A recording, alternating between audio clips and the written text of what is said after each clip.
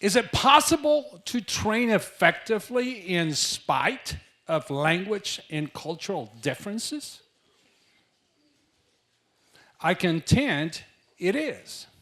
So this afternoon, what I would like to do is to share with you a framework from which we can look at training with a different set of eyes, a different perspective from the standpoint of looking at training and looking at training effectively so that we can impact the behavior of our employees or the people that we work with.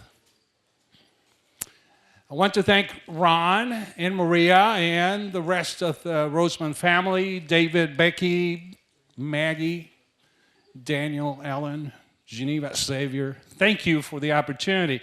This is what family farming it's all about. It's been a wonderful day.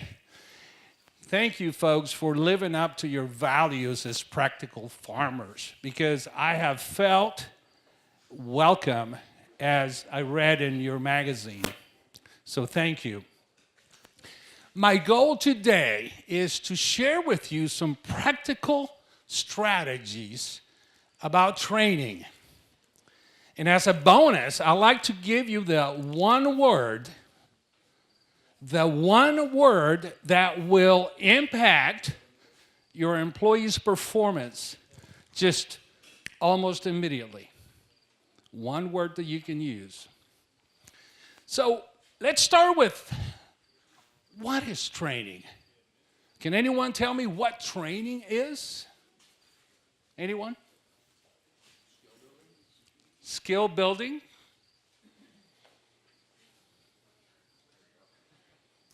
Anyone else? Education. We talk about transferring information versus transferring knowledge. If we look at those two definitions are just right on, right? Now, looking at Webster's dictionary, if we look at their definition, it has to do with the process of teaching and learning a new skill or a job. Makes sense.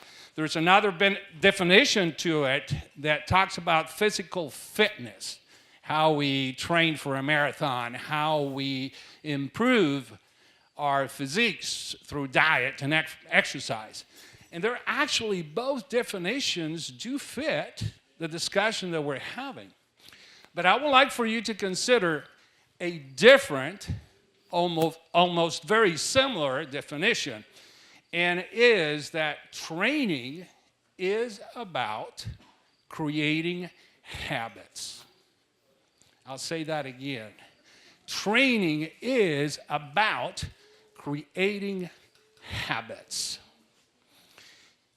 If we can train someone to develop the habit of consistently performing a task or a job the same way every time, it's a big win.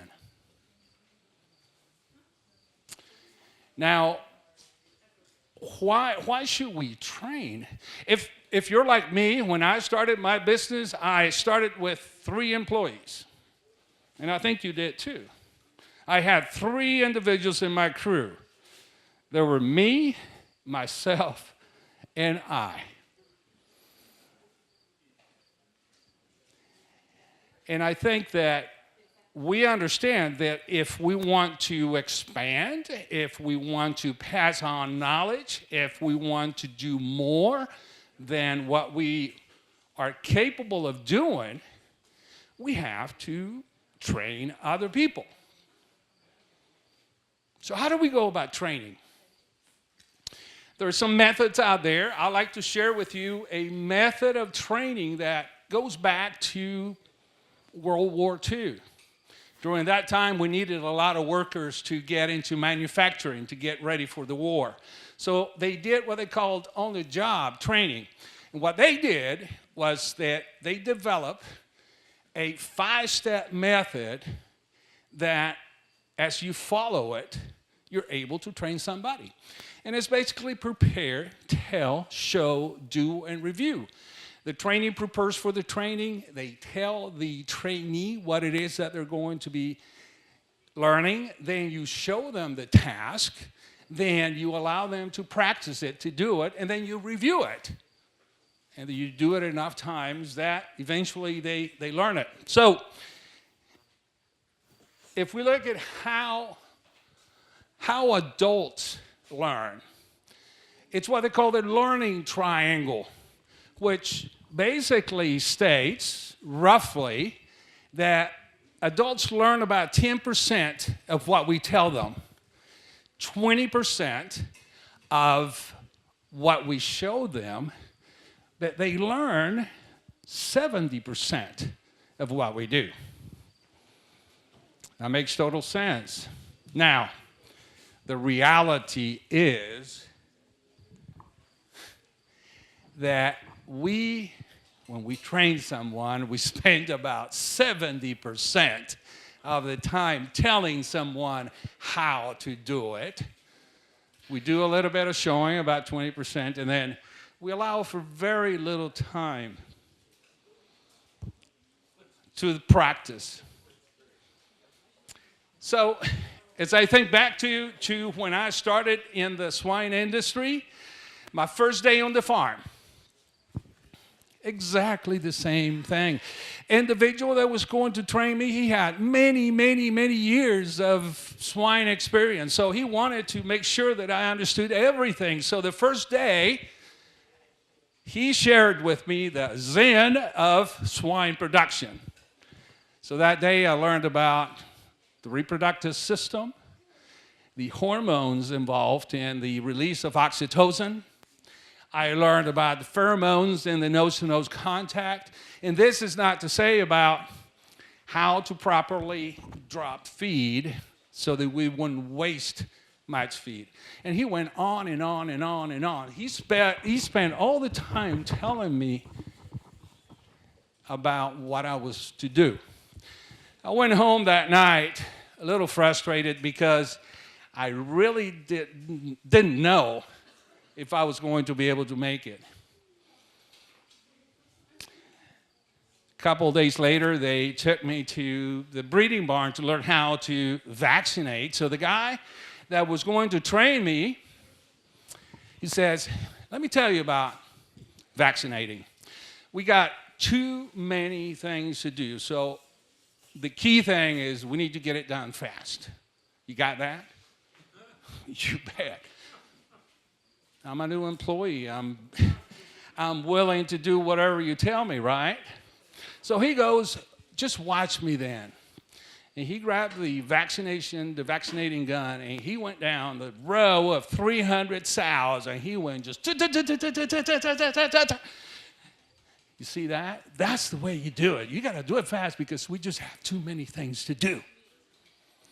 Well, I didn't know it then, but as I remember, there were needle sticks right on the spot that they should be at, on the shoulder, under the shoulder, on the jowl, just everywhere. It happens a lot. Many times we delegate training to someone else because we're too busy to train. We're too busy doing the books. We're too busy thinking through what it is that we're going to do. And we have an opportunity to bring somebody up the right way. We have the knowledge.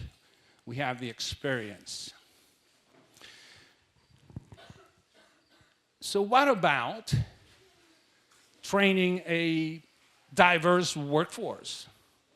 We have the issue, the challenge, the opportunity to deal with folks that are willing to do the work that may speak a different language. Or we have folks that may have a different culture. Or we're trying to train young kids that are thinking about going into farmer. How do we go about that? Let's address the language issue. Anybody here speak Spanish? Anybody? Speak Spanish? Okay. So we're not going to do it in Spanish. We're going to do it in Portuguese, okay? Então, de aqui para frente, vamos falar em português. Para que vocês não entenderem. Eu vou falar com você. Eu faço um favor. Um voluntário, por favor. I'm looking for a volunteer. Anyone? They hasn't started. A volunteer? Okay, if you don't want to volunteer, just raise your hand right now, please. Okay, thank you. Come up. I was lying. So, the premise is you don't need to speak the language in order to train. So just hang in there, okay?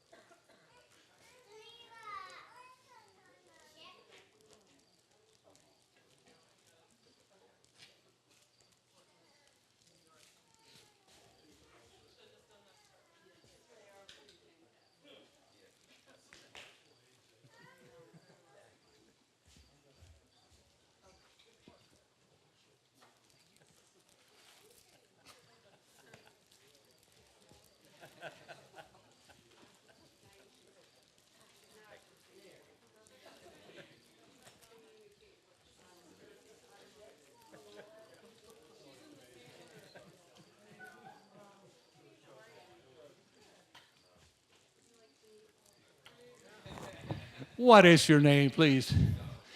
Donald. Please, let's give Donald a round of applause. Donald, we would hire you anytime. Nice job. Nice job. Very good. And you did a nice job because you followed the directions and you actually took the candy and went out there and looked at people in the eye and then you gave them the 2 thumbs up. Great job. Great job. Thank you very much. Very much.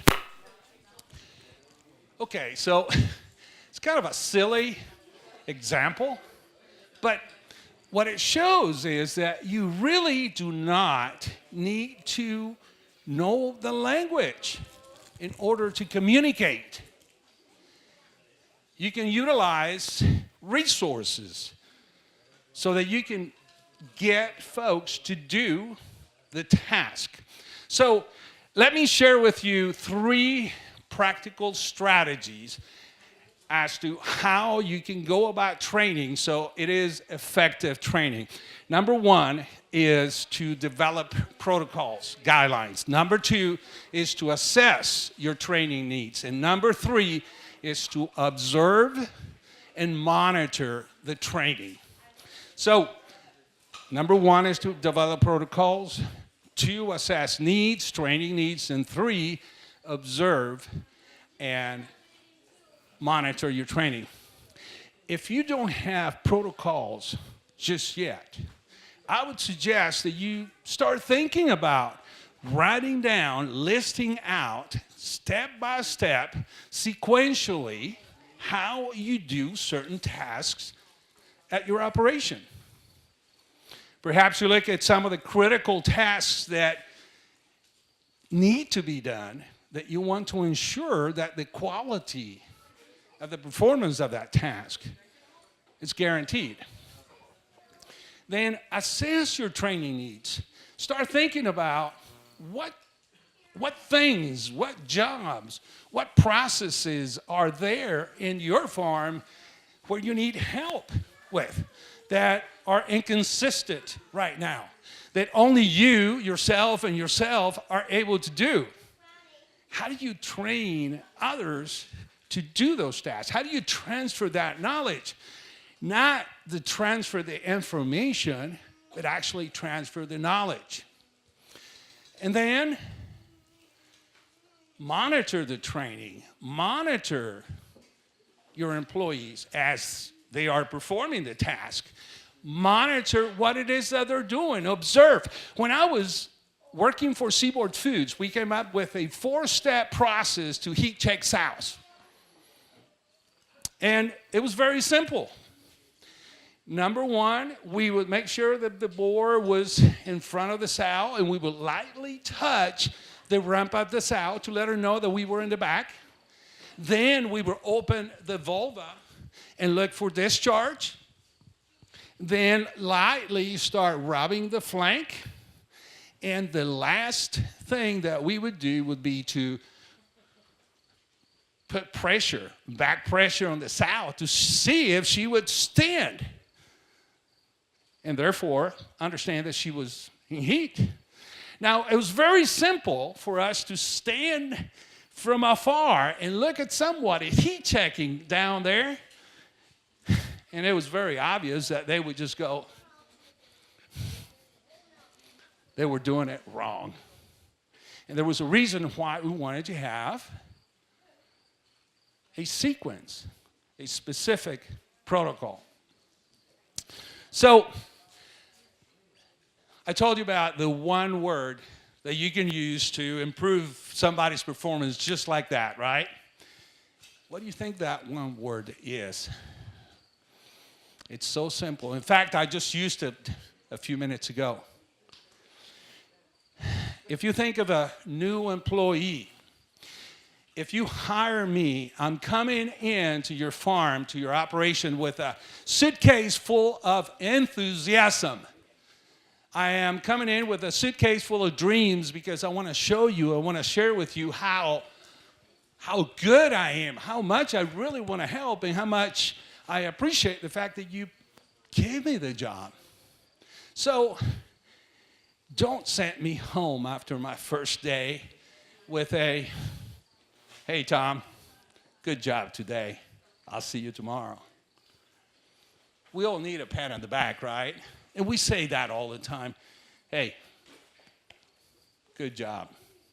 But you know what? That doesn't mean anything. It doesn't mean anything because if you were to add just one word to that, the improvement in performance that you can see and the motivation and even the retention, because we want to do the best and we want to feel recognized, could be amazing. So the one word is because. Because. Donald, you did a great job because you grabbed one candy and you gave it to the individual here sitting, and then you gave the thumbs up. Great job. Tom, you did a great job today because you came in at 5 till 7, and then at 7 o'clock you clocked in, just like what we had talked about. Great job. Do you think Tom or Donald will repeat that behavior? Absolutely. So there is the opportunity for us to improve the performance of our employees just by utilizing one word, being specific as to what it was that they did well.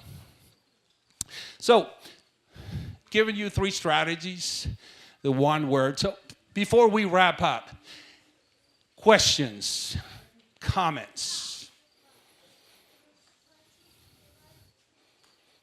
Tom, yes, sir. This is a great addition to a PFI tour because since we got here, we heard an agronomist, scientist talk about issues. Then we listened to a farmer. Now we talk about people development issues. That's absolutely terrific. We covered really spiritual issues as well.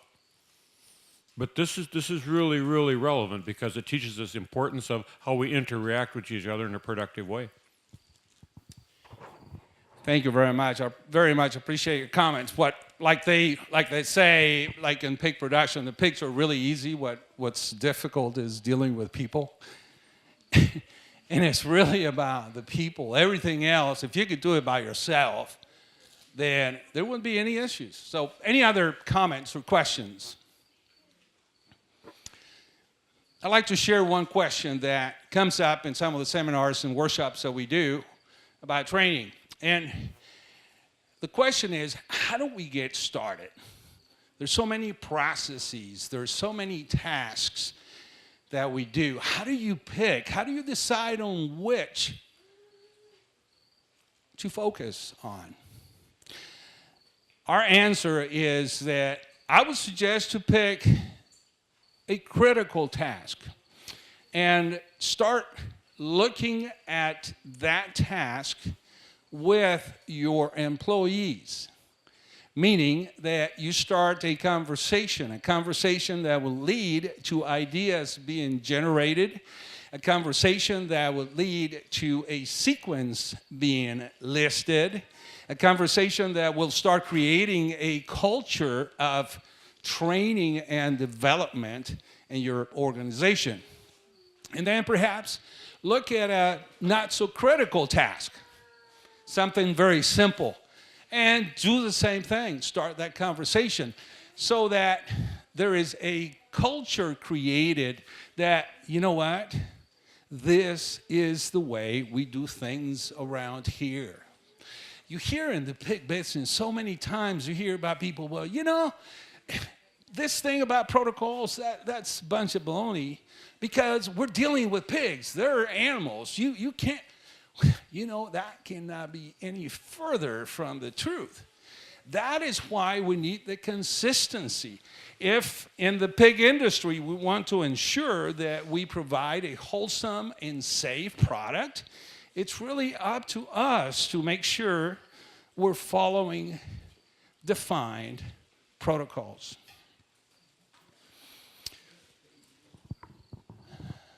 We talked about Donald, you have a comment? Question. You mentioned people learn 10% of what they were told, 10% of what they're told, 20% of what they're shown, and 70% of what they do. But oftentimes it's the opposite in training. People talk 70% of the time and go down from there. Why do you think that is? Why do people talk when they're training people for 70% of the time and only show them or allow them to do it for 10% of the time? Like, what's the reasoning behind it? Very good question. So why would the reason be that people would spend more time telling and saying things? I personally believe is because as humans, we want to share our knowledge and we want to show somebody how much we really know.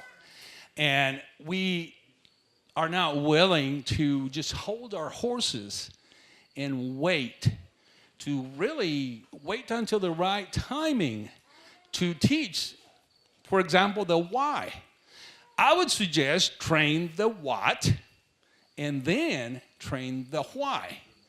If the what is important, the how is important, the why doesn't really matter right now. I just need to know that I need to do a certain task a certain way. And that's all that matters. That's what my job is. That is what it's expected of my performance. So train first the what and the how, and then worry about the why. Same thing applies to parenting. The same concept applies to parenting. No, it really does. I mean, I'm 100%. you know, when they're young, you know, that 4, 5, 6, you know, why? Because I said so. You know, and then they develop their own ways and then explain why. But you know, sometimes when they're really young, it's just that. Great comment. As a father, I agree 100%. And that is, if I may say so, that is one of the challenges that we have these days. That we're not imparting discipline. We're not saying this is the way it's done.